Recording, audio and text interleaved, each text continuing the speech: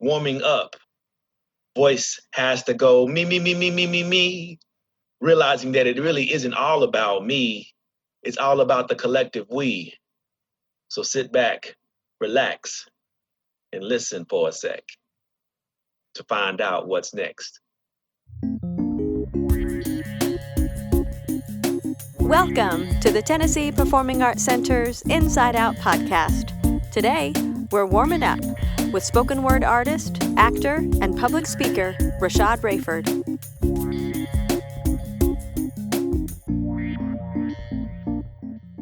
Hi, my name is Rashad Rayford, also known as Rashad the Poet. I am an actor, spoken word artist, and speaker here in Nashville, Tennessee.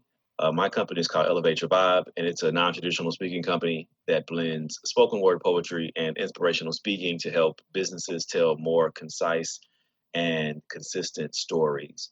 And I love doing what I do as an artist, as a poet, being able to help people and inspire folks, and that's what it's all about. So how did you become interested in spoken word poetry in particular? So my senior year of high school, sometimes when you're a senior, you only have like a certain amount of classes. And so like my second semester of high school, I only had like an English class, and then I had this block class, which was basically like just like an office worker or something like that. And so I worked in the library. So I was in the library and like every day, like doing nothing at all. And this was like no cell phones. This was before cell phones, so it was no cell phones. The internet kind of just got started. So you were pretty much just sitting there bored every day. And I started writing, and just I don't remember how or why, but I started writing these poems, and I never shared them with anybody. But it wasn't until I went to college the next year that I saw these poets performing at an open mic, and I was blown away by it, and I was like, I want to do that. And so that's kind of how I got started. I remember the first time I performed, I got on stage with this big heavy coat on and a backpack, and I was shaking, and the paper was shaking, and I performed, and it was one of the best feelings I've ever had, and that kind of just started the journey. So from there, it was like, let's go. That's really cool. So were you acting already at that point as well, or were you doing spoken word first? It's hard to, I'm trying to like, the line is really like blurred. Like, I didn't start acting until the next year. But I didn't perform poetry until the next year as well. So I had written some poems, but I didn't start acting until the summer of my freshman year in college.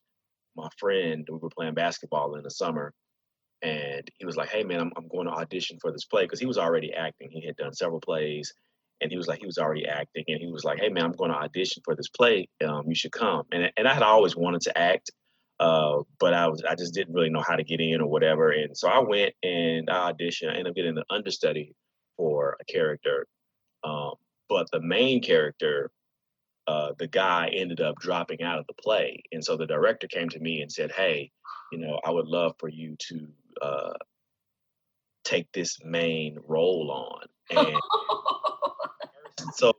so out the gate, very first role, very first play, I'm playing the lead. And so this was through the American Negro Playwright Theater, which is Barry Scott, very well-known local actor here in town and a mentor. That was with his company, and it was through Tennessee State University's summer stock program. So it was like professional training theater. So everything that you would do in professional theater, we were learning how to do in that setting. So this is my first time, and so I'm cool with just having the understudy role. I'm like, okay, I get to learn these, just kind of be in the background, and I'll learn the blocking. And again, I didn't even know what blocking was at the time, right? So when he's like, "Hey, I need you to be the main character, play this role," I'm just totally like floored, shaking in my boots, scared, but it worked out. And what was the show? The show was Blues for an Alabama Sky by Pearl Clage, and it was an amazing show. We had an amazing run. People were just like, "That was amazing. This is your first time acting." They couldn't believe it. And so I got the bug immediately. And so I went back to school. My initial major was engineering, and I went back to school, and I was no longer um, impressed with being an engineer. Like I didn't care for it at all. And so I found a theater program at Alabama A&M. That's where I went to school. I found a theater program, and I just went to work. I just wanted to like learn as much as I could, hone the craft as much as I could. Um, and so the difference with Alabama A&M in the state of Alabama with HBCUs, Alabama State was actually the big school that had like all of the theater money, and they would do like all of the Shakespearean plays and shows and had these big budgets. Well, Alabama A&M, we didn't have budgets for theater. So we didn't have money for plays or shows. So a lot of our shows were improv shows. A lot of our shows were, um, you know, putting together what we could because we couldn't afford to pay for shows. So we had to kind of make up our own shows. But like that time really, in hindsight, was probably the best thing for me at the time because it allowed me to create this muscle uh, that I use every day now. With the improv, with freestyling, like it spilled over into what I do with spoken word poetry, and it has helped me tremendously as an actor. So to be able to go in the summertime and go back and do these shows, these summer stock shows that are helping me grow professionally, and then being able to go to school and have this improv thing that I'm using. So I'm kind of getting like the best of both worlds. And I know that it's been a major part in making me the artist and the actor that I am today. Those two experiences. So That's fantastic. Talk to me about the difference or the juxtaposition between, because we're talking about warming up today, when you started spoken word first, and how would you warm up for a spoken word performance before you did a lot of acting study, and then did it change over time?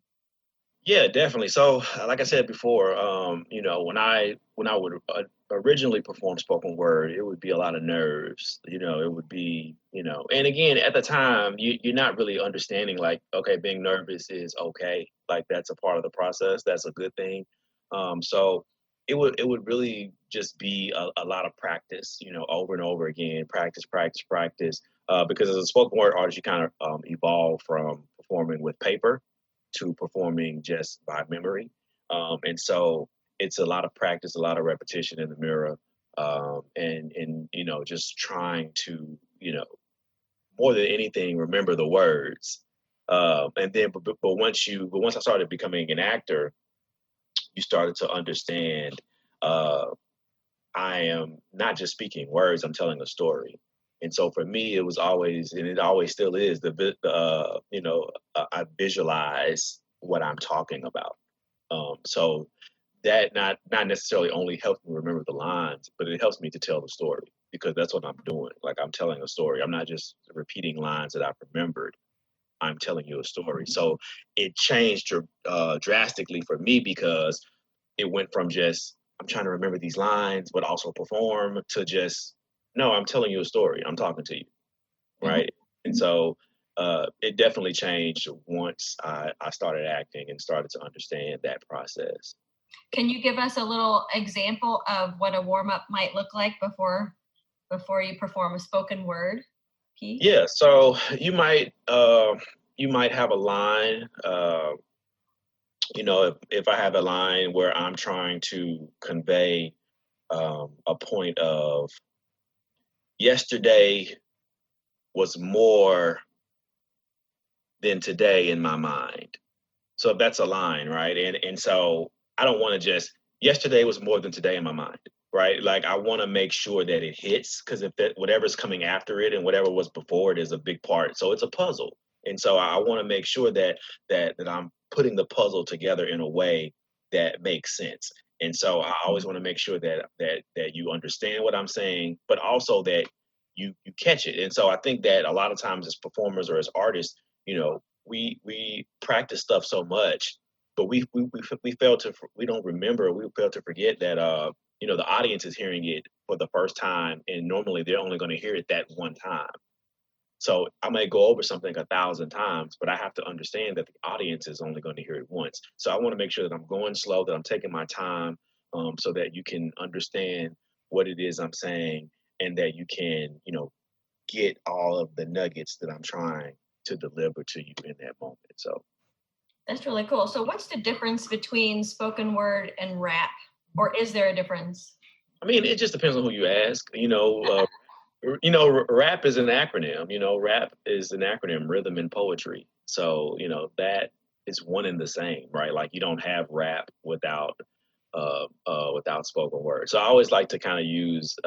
So I say, hey, like if you think about poetry, if poetry was the grandfather, right, and then poetry had a son, and that son would be spoken word, and then the spoken word had a son, it would be rap.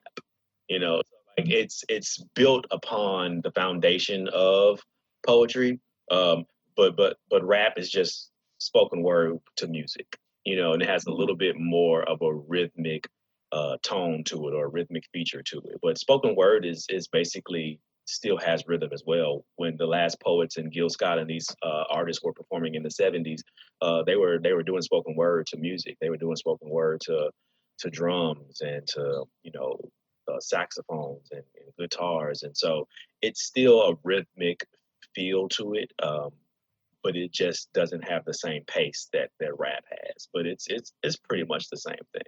Mm-hmm. And so I guess rap requires that there's music also.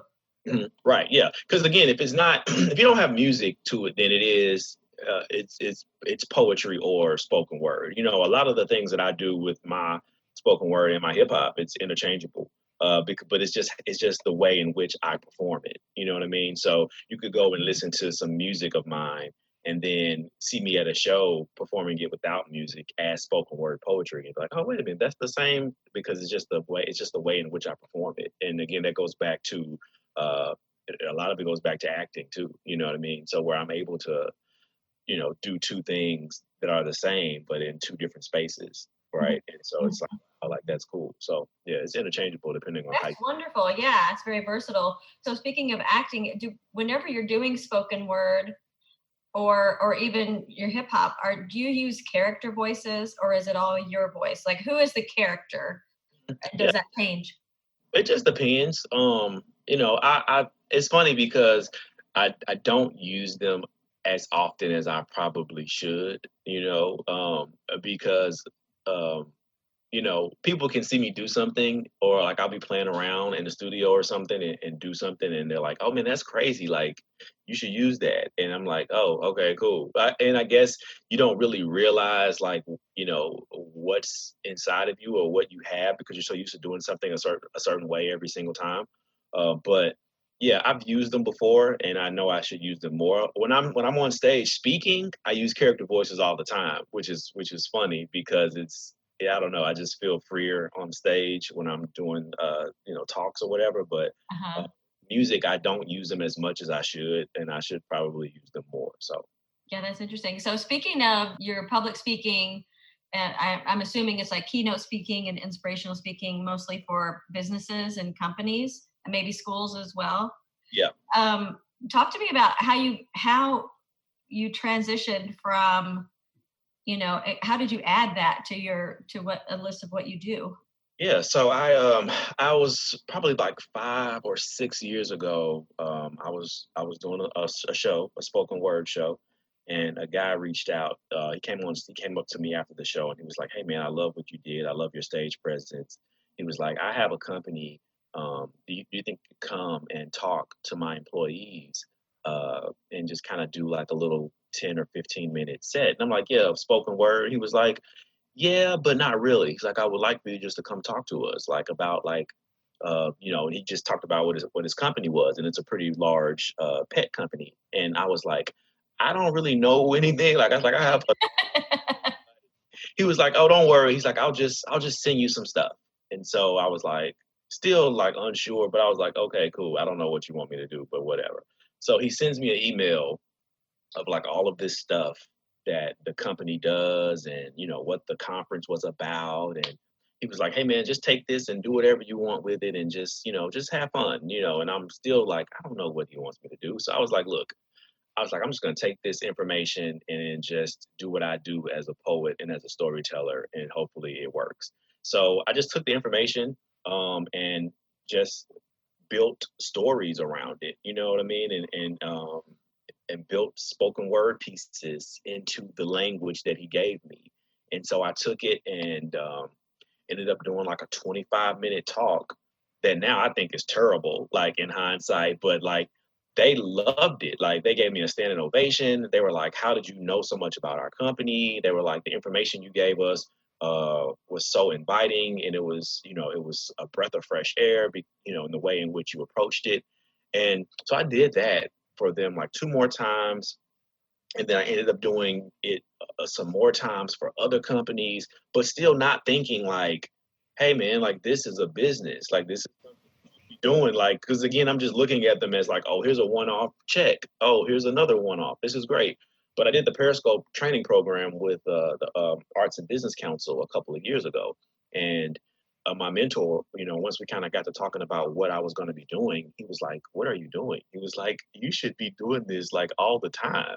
And so I just sit down, created a business plan, and kind of went through my contacts and just started reaching out to people, and started doing stuff for healthcare companies and tech companies and food and beverage and just all these different companies. Because again, it's like, I'm bringing something different to the table, but again, I'm using your language and just my words and how I put words together to create something that's super unique for your company. And it's been amazing so far. I mean, 2 years in, and it's been incredible. So tell me again, what is the name of this company, and how can people find you? Yeah, it's called Elevate Your Vibe, and you can go to rashadthepoet.com, and it has all the information, and that's RASHADTHAPOET.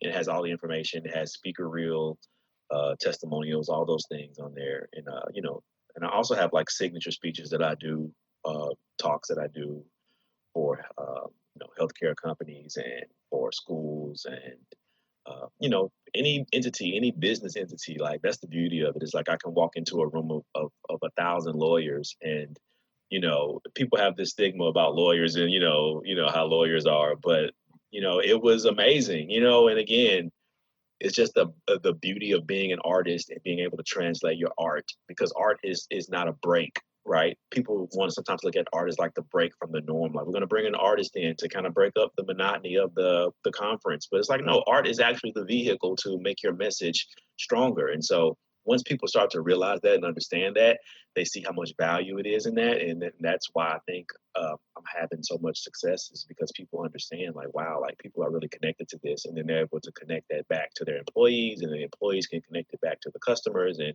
everybody wins. So it's been the beauty of it all. That's fantastic. And it makes a lot of sense, because yes, as working at TPAC, we of course think the arts are sort of the gateway to making everything better and illuminating just life. So it seems like, and correct me if I'm wrong here, the subject matter of spoken word poetry seems to have a sense of urgency or have like a lesson. Is that a true characteristic of spoken word? Yeah, I think it goes back to, some of the earlier roots of spoken word in the 60s and the 70s, and what it was. It was a call to action. It was an awakening of a moment in time when things were what they were. But you also had these artists who made a conscious decision to say, hey, like, we're going to point the finger at this. We're going to shine the light on this thing that it may feel and be uncomfortable, but it's a necessary thing that we need to talk about. And so we're going to talk about it. And, I think that tradition has just continued on through the 70s and the 80s and the 90s with Def Poetry Jam, and even now with activists and artists who come together to talk about things that matter, to talk about things that are important, to shine light on issues that may not be talked about. And so spoken word definitely is it's right in your face for that purpose of having that impact.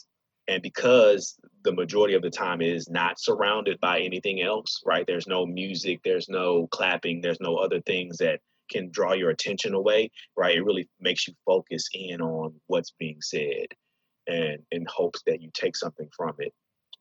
And like, that's the power of it, you know? Yeah. Mm-hmm. Mm-hmm.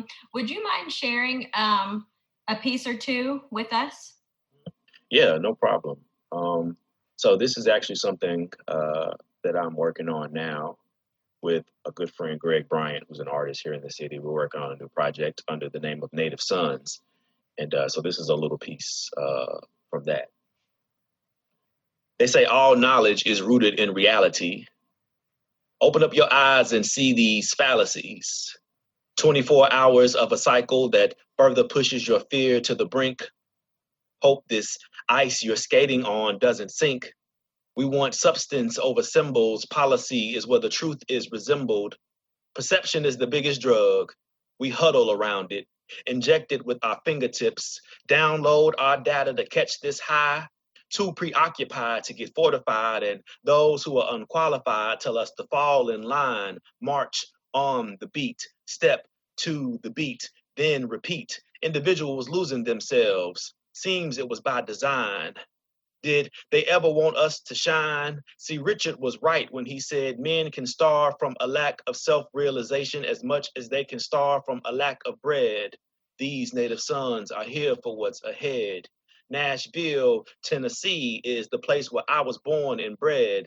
6:15 on the timepiece. 6:15 on the timepiece. 2 fingers for peace. 2 fingers for peace. And a heart that beats for love. That's fantastic.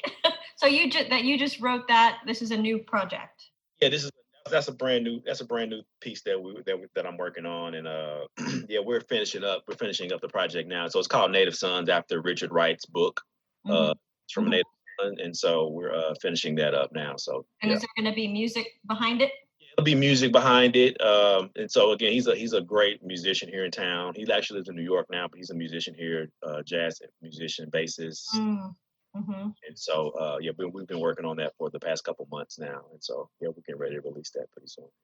That's wonderful. So, what do you want people to walk away with after they hear you speak or see you perform? For me, it's always been do, you know, and do with a period at the end. Just do, you know, whatever it leads you to do it. If it leads you to find peace within yourself, do it. You know, if it leads you to want to go out and, you know, find something to be a part of that's bigger than yourself, do it. You know, if it causes you to say, hey, you know what, I need to rest, then do it. You know, and so like for me, that's the action thing. That's the action point, is to find something that moves you to do something.